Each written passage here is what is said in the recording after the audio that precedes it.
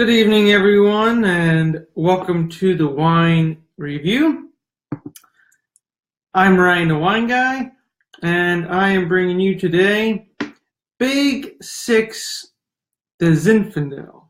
They make a red blend as well, but I am doing the Big Six Zinfandel 2015 Bourbon Barrel Aged at 3 months.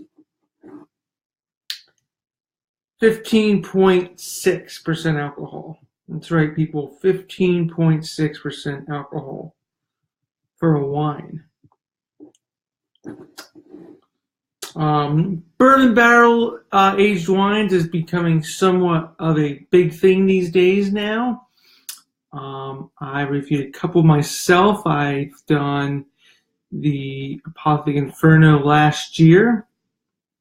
I can't remember if I reviewed 1,000 Stories in, but that one's really good. I really enjoyed that one. 1,000 Stories also makes a red blend as well. People upstairs are yelling. I don't know why. Mondavi has now also done Cab Bourbon Barrel Aged and a Chard Bourbon Barrel Aged. There is Barrel House. There's a Cab and a red blend, which I'll be doing those shortly. And I do have the red blend of this, which I'll do later in the week. There's Cooper and Thief. Last year I did a Spanish wine, Southern Belle, which was aged in used bourbon barrels. So it's really just becoming a thing these days. And let me read you a little bit about this one. Aged in 3 months. In the early 1920s, Mickey Big Six Doyle was the fastest outlaw runner in all of Bourbon County, Kentucky. The sound of his souped-up six-cylinder engine ripped through the sober night air. The hooligans knew Doyle will be making deliveries to all the underground hotspots and speakeasies, but the suits could never catch up thanks to Big Six and his rip-roaring shenanigans. Okay, well, that doesn't really tell you anything about it. I am not sure which batch it's from. I do not know which bourbon, which whiskey it's been aged with or in, which barrels. So I'll have to do some research on that. But anyway, from a color standpoint, overall, it is pretty dark. I can see through a little. It is, let me pour a little bit more.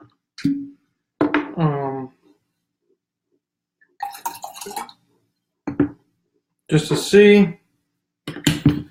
Sometimes, depending on how much you have.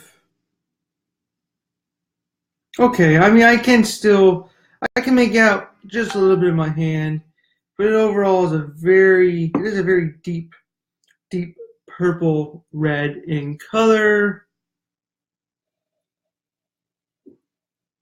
Wow.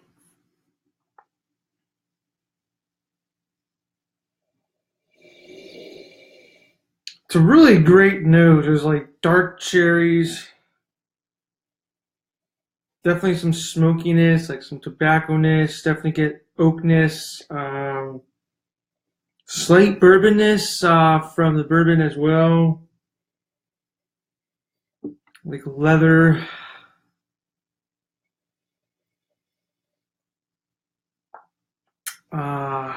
See dark cherries, I said. Some black pepper.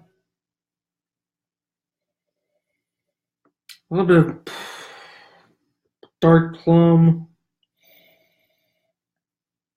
Vanilla.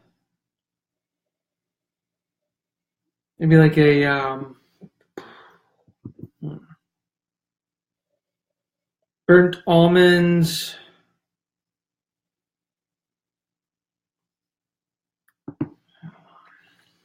What am I getting in here? A little bit of caramel.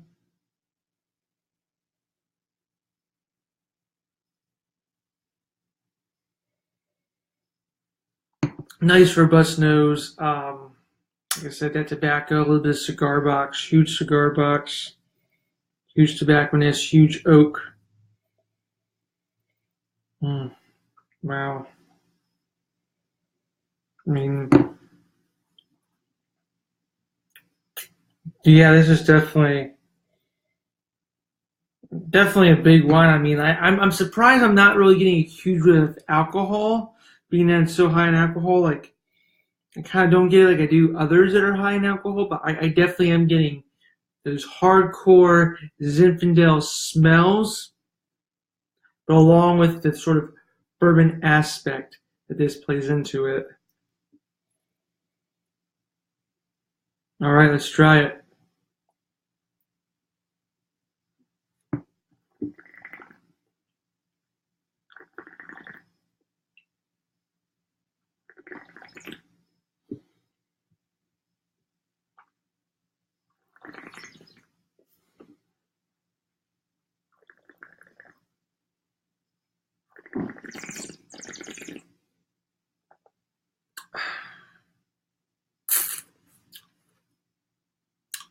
Hmm.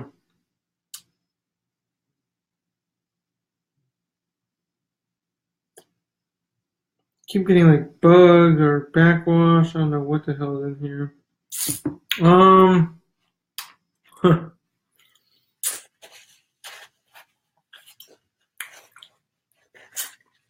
It's different. It's different than others. Do get a little bit of bourbon taste.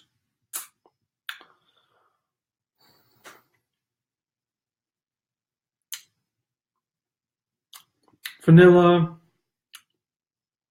caramel,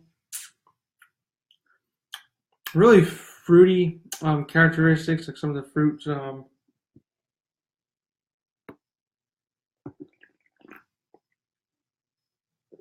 Definitely like a cherry, very dark cherry.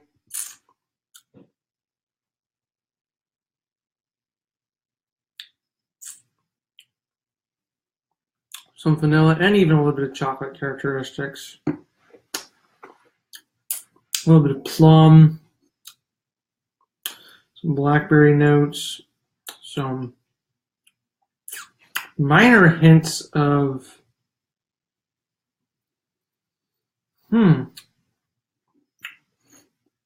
like maybe like minor hint of allspice as well.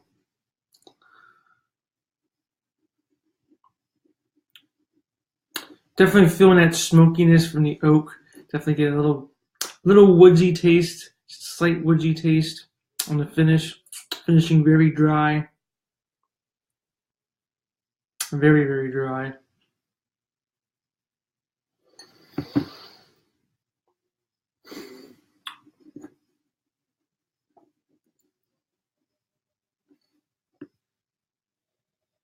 I mean, it's not a bad wine.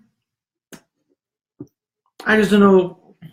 For me, if it's an exciting wine, I'm still getting into these bourbon barrel wines. I still like them. I know I gave a somewhat good rating of the Apothic Inferno. Kind of wishing I didn't give as great of a review in that, because now tasting other bourbon barrels, I realized that one was way overhyped, way over, just flat out had flavors that just should not be there. Like, I'm drinking this and it's like, this is good. Like, I mean, I can enjoy this wine. This is not, I mean, you can definitely get the big Zinfandel flavors and the big flavors that are in there, but I don't think, if you're used to nice wines, I don't think this would be one you would dislike. Um, Let me do one more sip.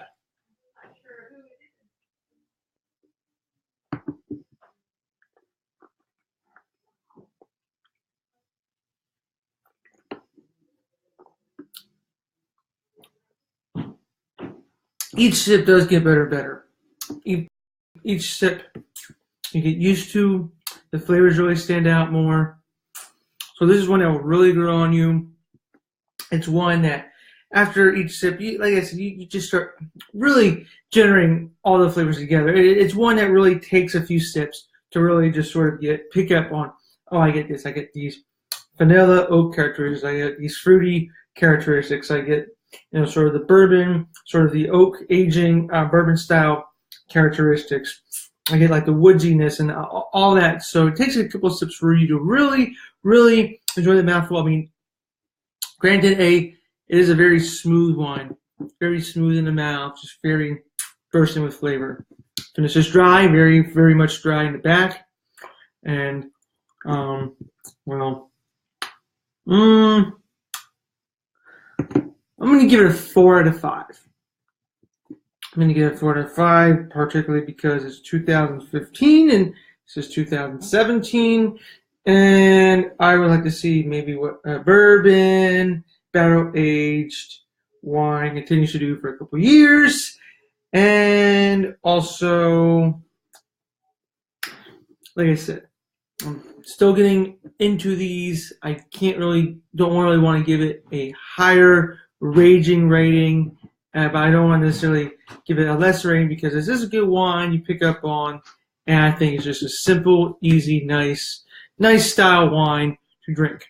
I'm excited for later in the week when I compare the red wine and see how that is, and hopefully eventually start doing more bourbon reviews for you all, or bourbon barrel aged reviews for you all. So, but this one, this Big Six, the Zinfandel, just so you all remember, because they have a red, which I'll be doing, the Zinfandel gets a 4 out of 5. I'm Ryan the Wine Guy, and until next time, cheers.